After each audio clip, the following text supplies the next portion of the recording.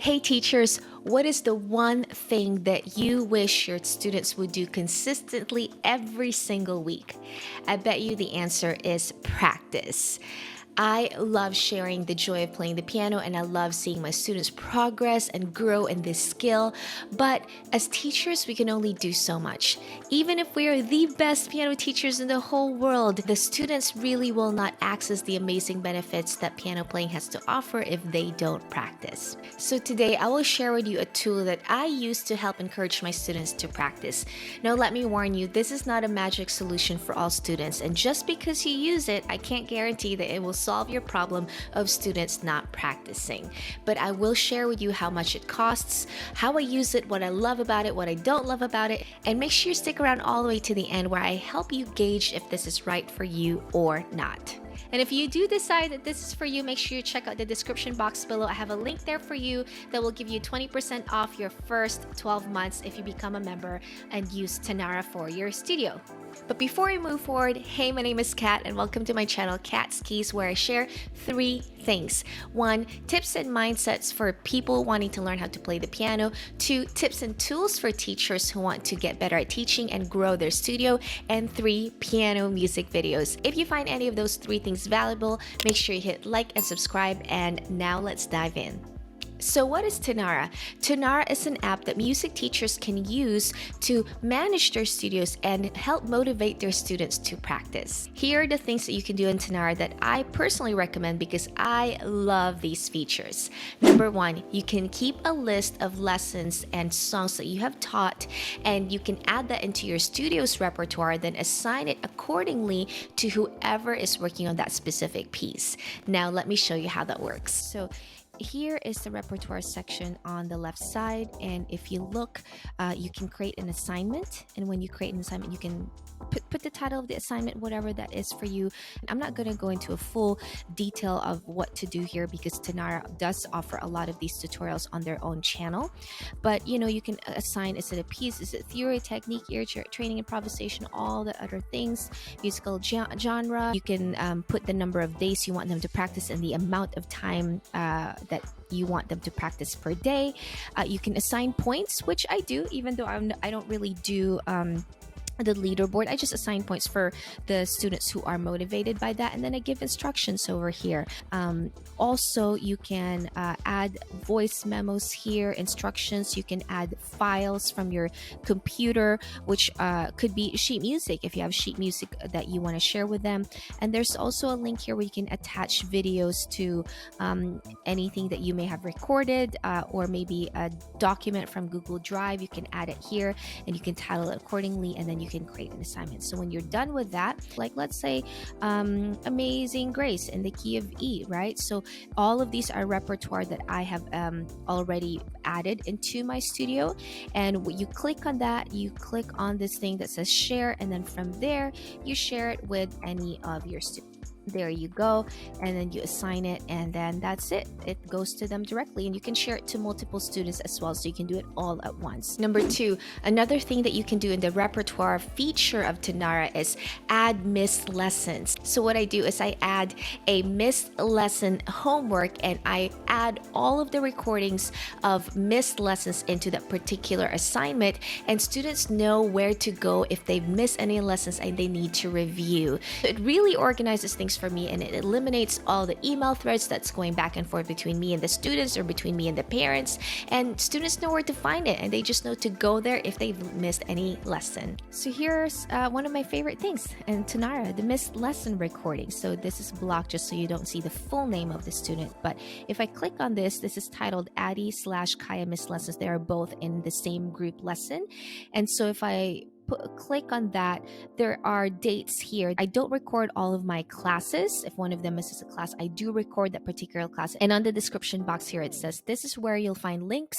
to missed lessons if you've missed any. So I add it here, so this goes to them, and when they click that, then right away it goes into the I upload all of my missed lessons in YouTube and make sure it is unlisted so that they don't, nobody else sees it.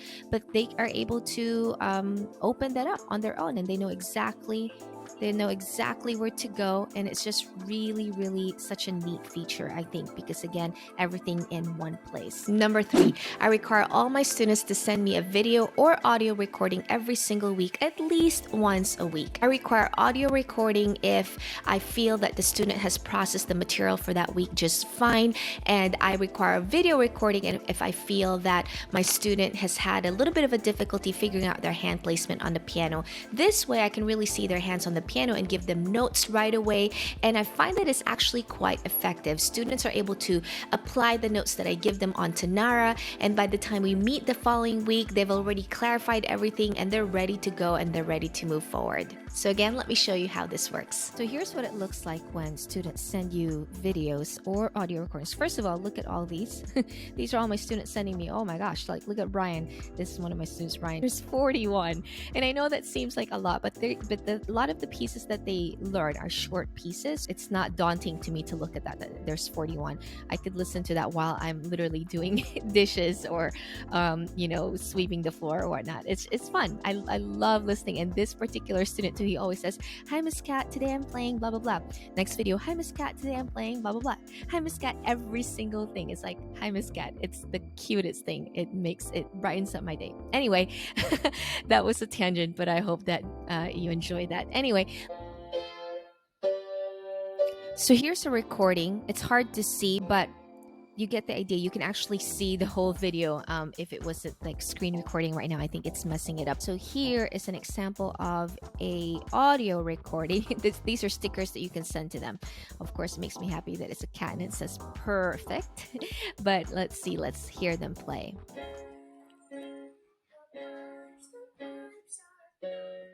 So that's an audio recording, and it kind of gives you an idea of what to expect when it comes to audio and video recordings that your students may send to you. So yeah, I think it's really fun. Not only do I love seeing their progress every single week, and I can keep track of it before we go to next week's lessons, Tonara also helps me save space on my device. Imagine if this is a requirement in your studio and parents and adult students would have to text you or email you the video recording and the audio recording.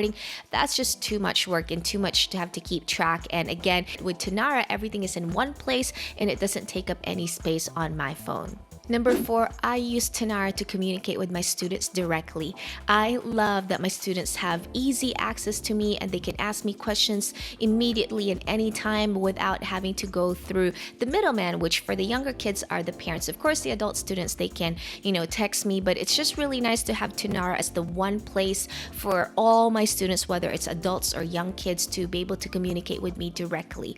Of course, I have boundaries on when I check it. I usually check Tonara 3 days out of the week. I check that all day long, 3 days out of the week, and all the rest of the days of the week I don't, because again, boundaries, right? You don't want to go crazy with having to reply to every single one of your students. But I just love how it makes it really easy to communicate, and it makes them feel that I really care. And of course, I can't reach all my students directly, right? Like the 6-year-olds, it's usually still the parents that I'm talking to. But again, it's all about having that one spot for all of your communication with your students or their parents. And last, the group chat feature. I love adding all of my students who are in that same group into a group chat, because I get to see how it fosters friendships, it fosters camaraderie, and I love how they get to encourage each other throughout the week. And as a side note, I have a record of all of my students' birthdays, and although I do have an automated email that goes out to those students, I love being able to go into the group chat, send a happy birthday sticker to whoever is having a birthday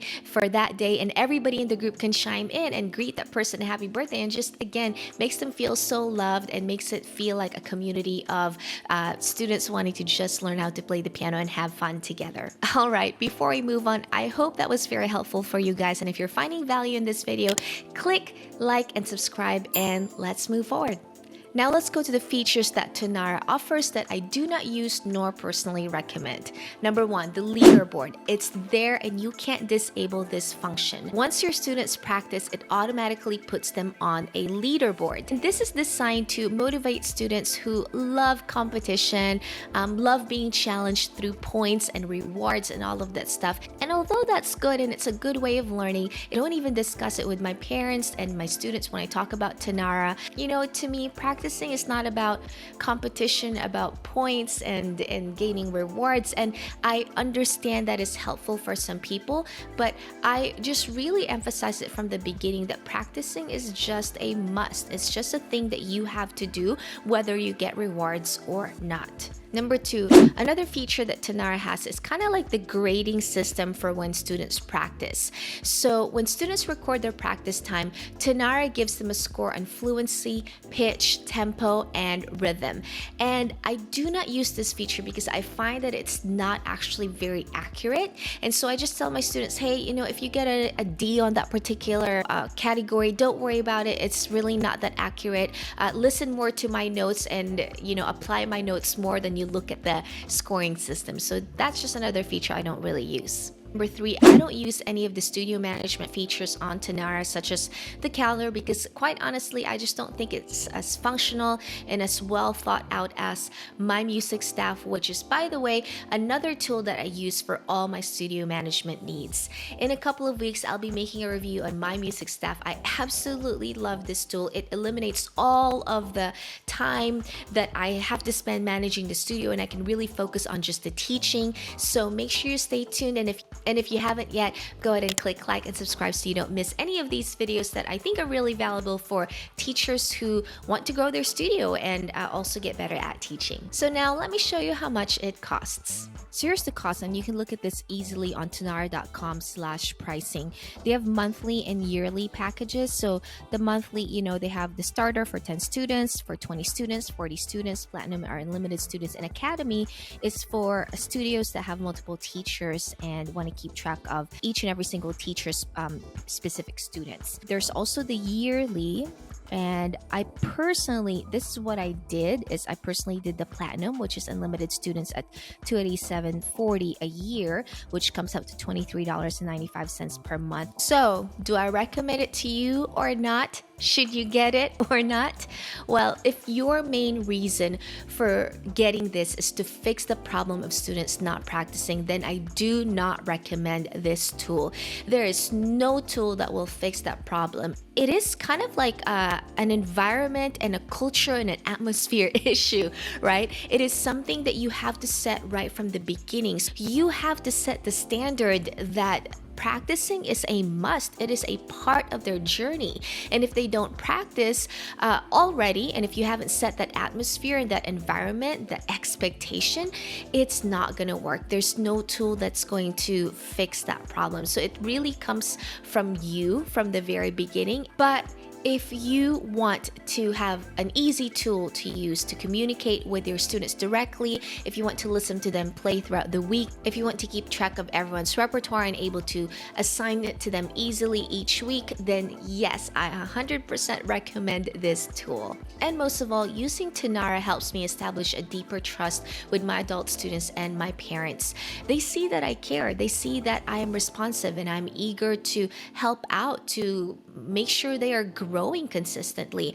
They see that I remember their birthdays, and by greeting them, sending them, it's just a small thing, but like it really helps them feel loved and remembered. If there's one reason, it would be that, because I want them to know that I care. I want them to know that I'm with them every single week, not just at the lesson, but throughout the week. I am with them because I want them to grow. Overall, Tonara is a good tool, but what makes it great is you. Having the right tools help, but you carry the heart of your studio. You are the one that establishes the atmosphere of the love for playing, the love for practicing, and that is completely up to you. No tool can do that for you. Ultimately, my goal in sharing these tips and tools is for teachers to be able to grow their studio and also really understand how to establish that love for playing with their students and love for practicing, because it makes this world a better place when we love to play and we have people and students who get to develop piano playing skills as a natural self-expression, something that they love to do for the rest of their life. So